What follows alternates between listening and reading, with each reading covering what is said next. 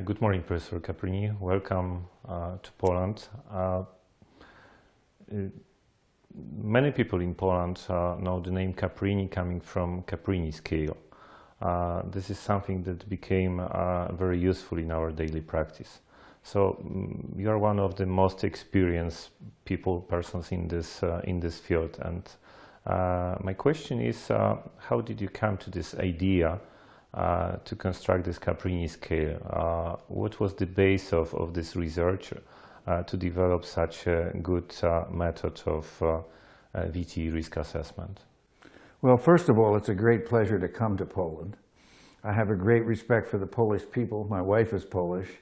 And also the warmth and welcoming that I've gotten here is extraordinary.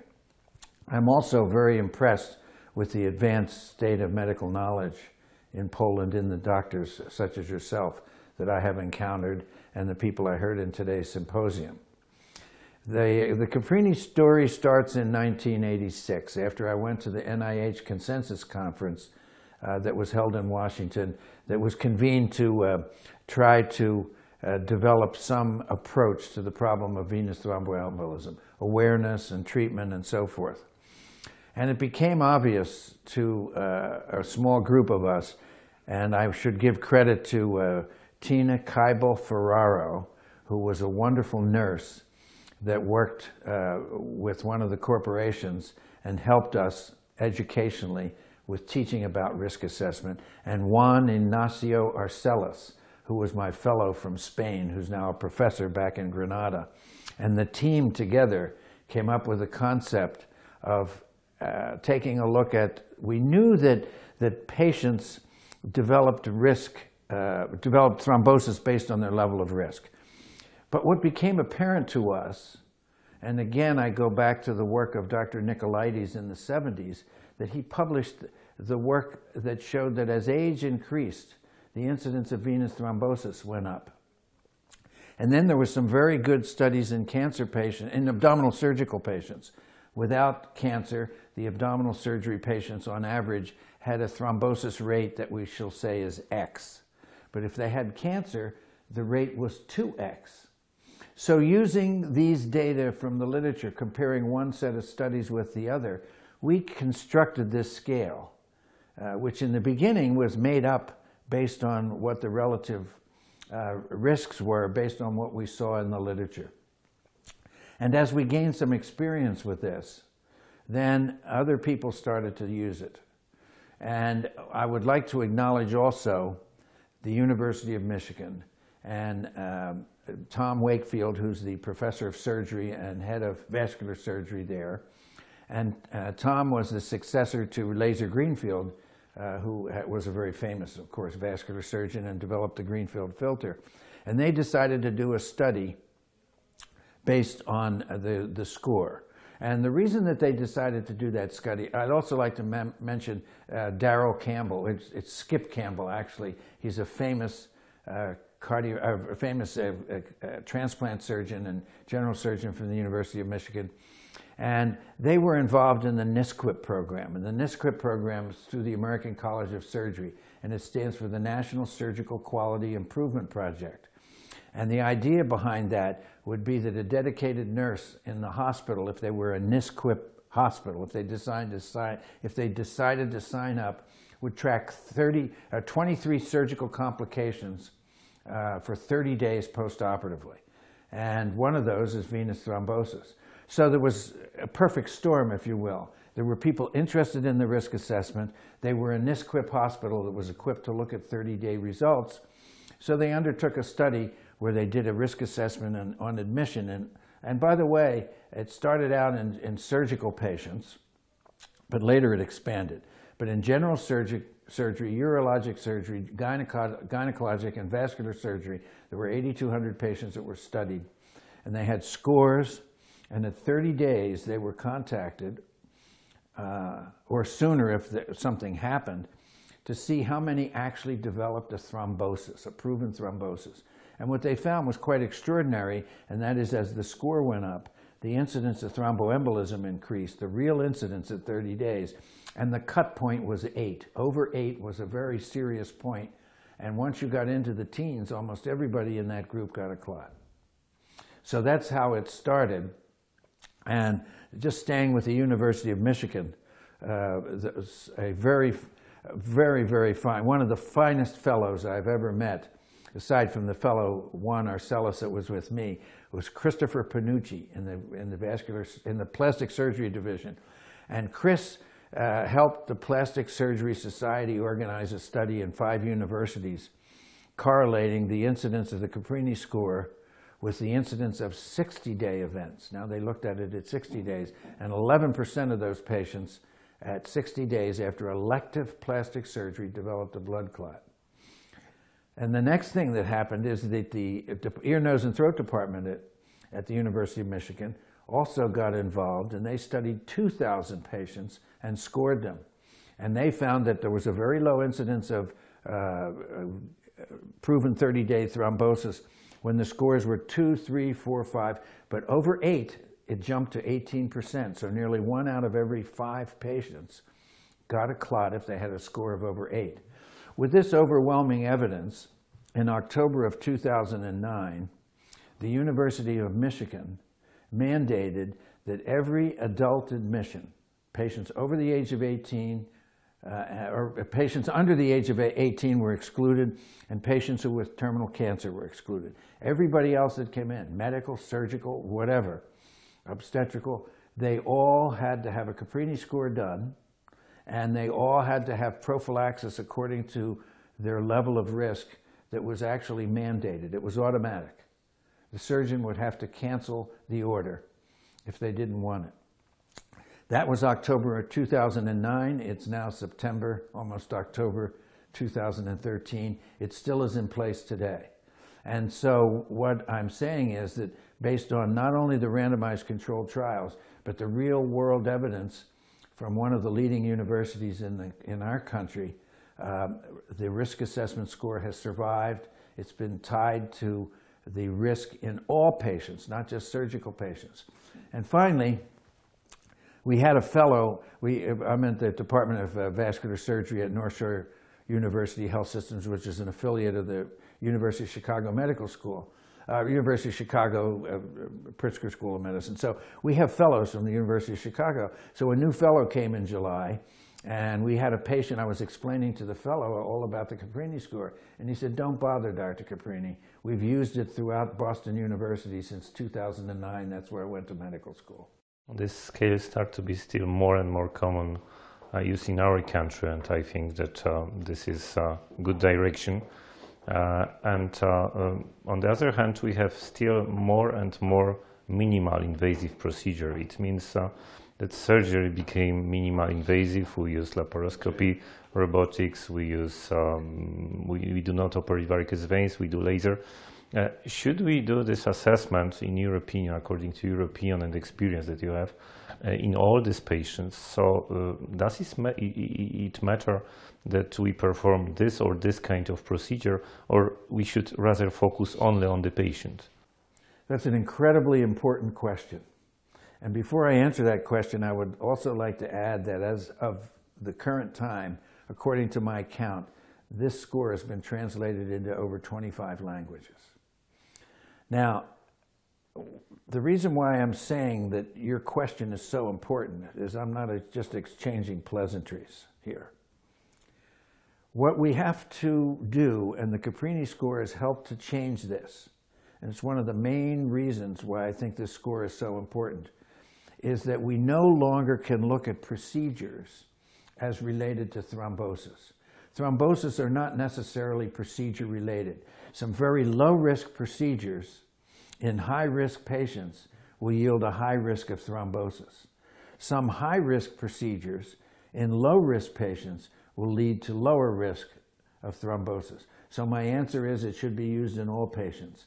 And we now know, for example, after laser ablation, that thanks to the University of Massachusetts General Hospital, which is a major teaching hospital of Harvard University in Boston, that they have found that the laser surgery, the association of EHIT, which is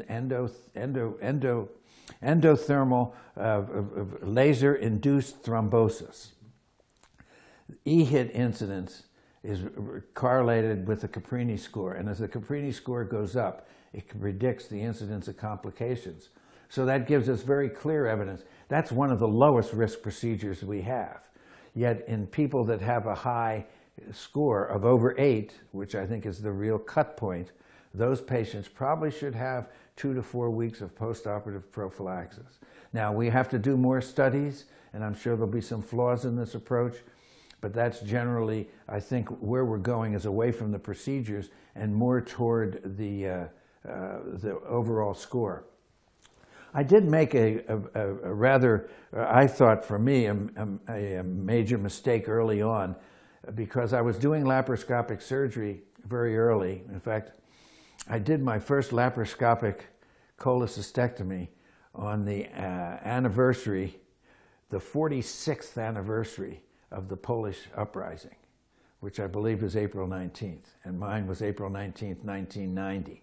And I had always thought that the increased pressure because of the gas, and it had been shown that it increased venous pressure in the legs, and so that naturally I thought would lead to venous dilatation, and so that would be a risk factor for thrombosis.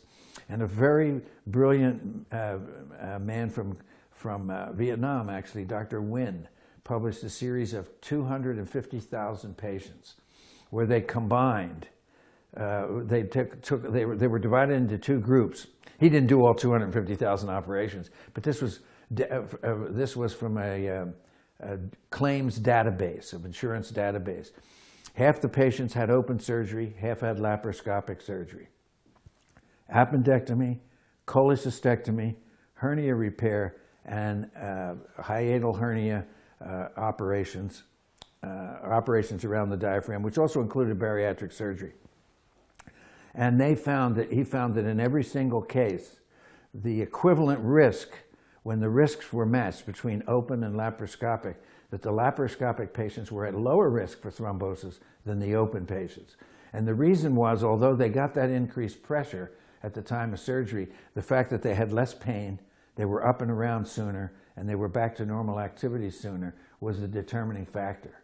So I thought that was an interesting sidelight. So laparoscopic surgery, we don't count extra now for it. We did in the original model, but no more. And the validated model didn't include that as anything extra. Next question will be how long prophylaxis in medical patients, how long prophylaxis in surgical patients.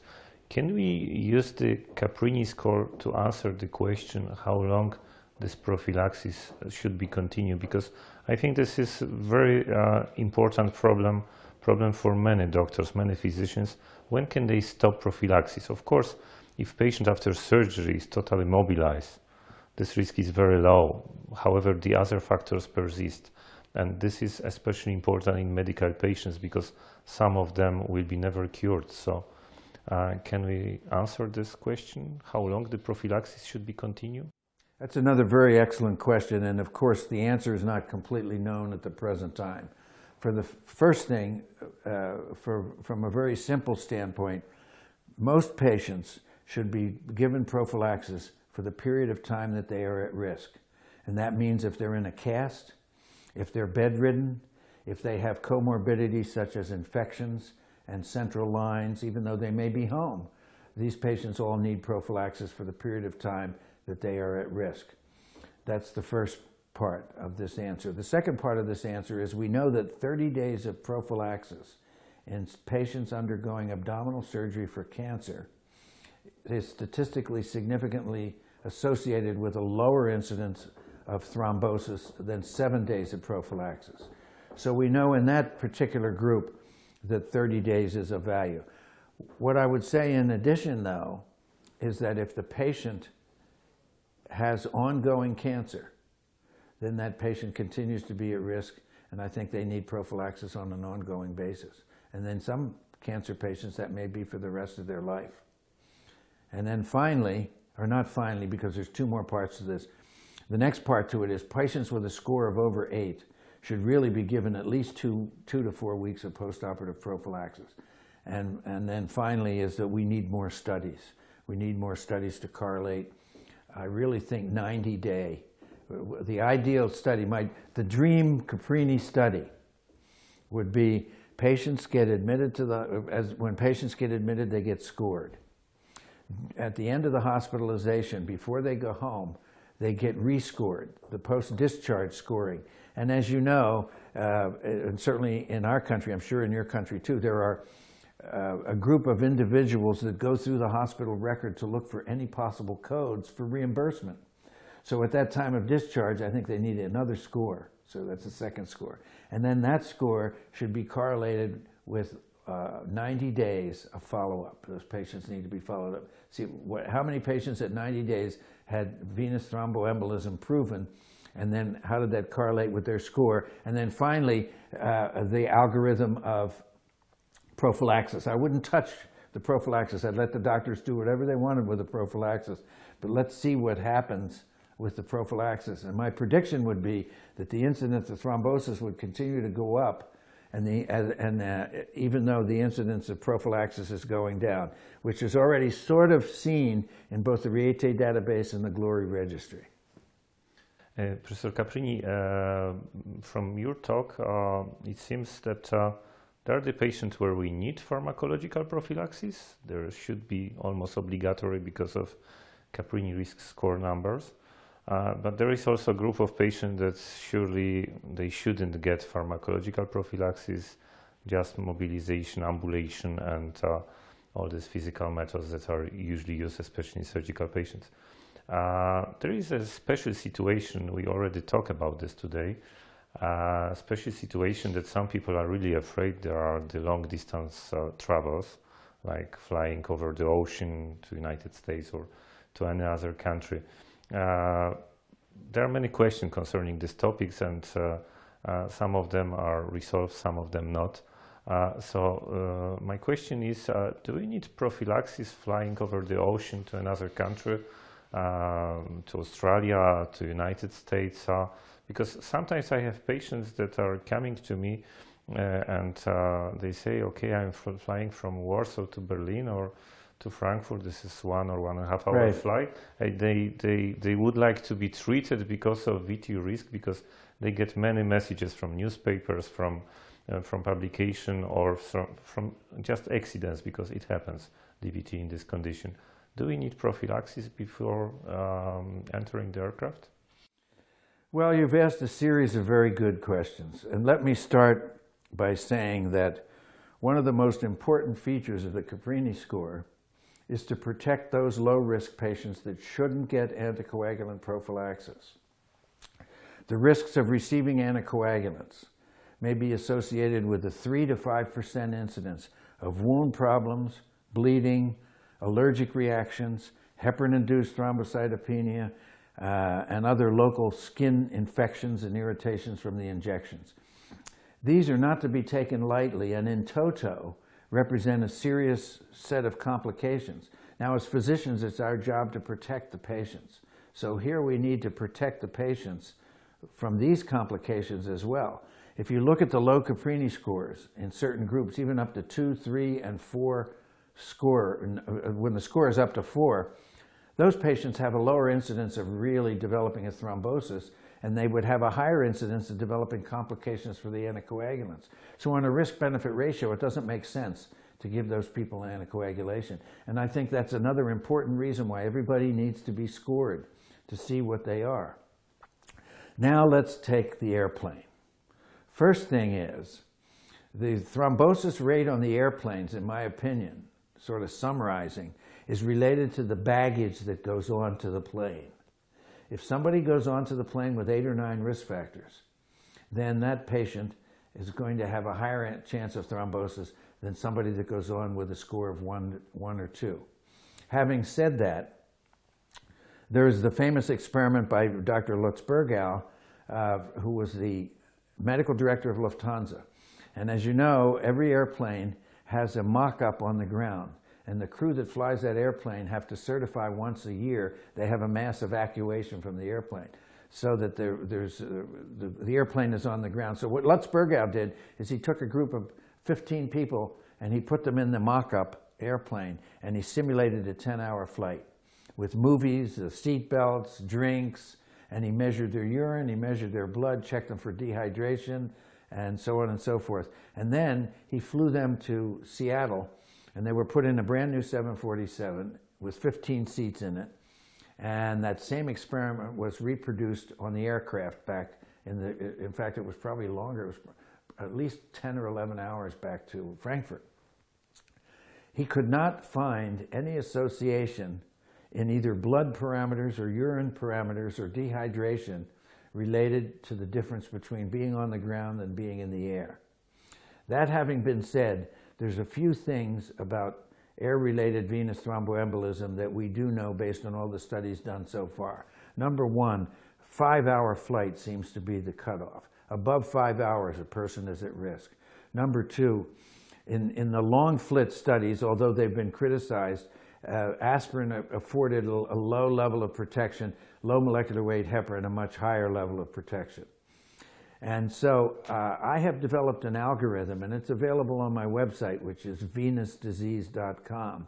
And I think the single most important thing for everybody that flies is to make sure that they move around. Now, having said that, it's ridiculous to think that if you're on a 10-hour flight in one of these big jumbo jets, that you can get up and walk up and down the halls.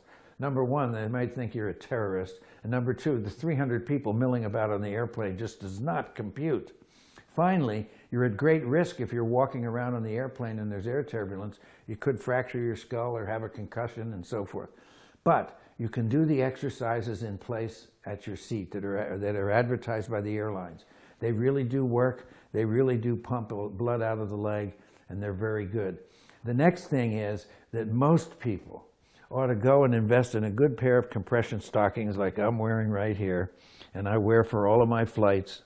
And that prevents venous stasis in the calf, and that improves the efficiency of the calf muscle pump. So if I pump my foot now 6 or 7 times, I actually can pump at least 50% of the blood out of those veins temporarily. So that now that doesn't mean that you're going to sit there for 10 hours like this, but periodically doing the exercises, having an appropriate pair of stockings, and trying to get in an aisle seat or in the new expanded, they have, you know, the plus seats so that you have a little more leg room and you can move around.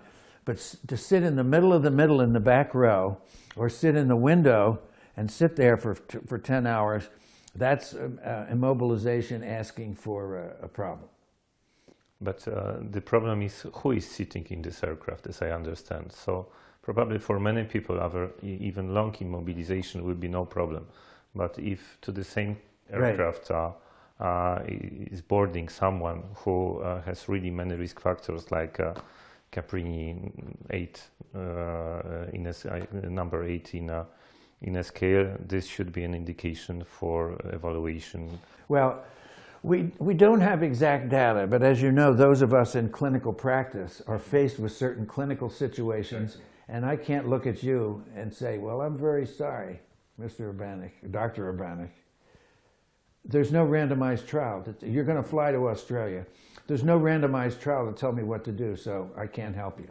No. I would say, if you have a Caprini score of over 8, and you're going to have a flight of over 5 hours, in my own personal experience, I would tell you to take a shot of low molecular weight heparin in a prophylactic dose upon leaving the house, and then with the clock set to your house time, 24 hours later, take another shot. Wear the stockings, do the exercises. If you can get up and move around, fine. Don't sit in an aisle or a bulkhead seat. Or if you have the luxury, even get in one of those beds if possible. But still, you've got to get up and around. Then on the return flight, do the same thing. But that's not totally evidence-based. It's a combination of what I would call evidence, logic, emotion, and clinical practice experience. I think that experience and clinical practice in this situation is very important. Also, the talk with the patient is important to understand what's going on and what is the real risk. The last question that I have is something about the drugs. Do you think that any antiplatelet agents can be used in VTE prophylaxis? Because in some recently published guidelines, we see from time to time aspirin as a way of prophylaxis. Do we have, should we use any antiplatelet drugs for VTE prophylaxis? Because years ago there were some studies published. Right now there are new studies published. Still discussion, but all guidelines suggested rather anticoagulants than antiplatelets. Another very good question.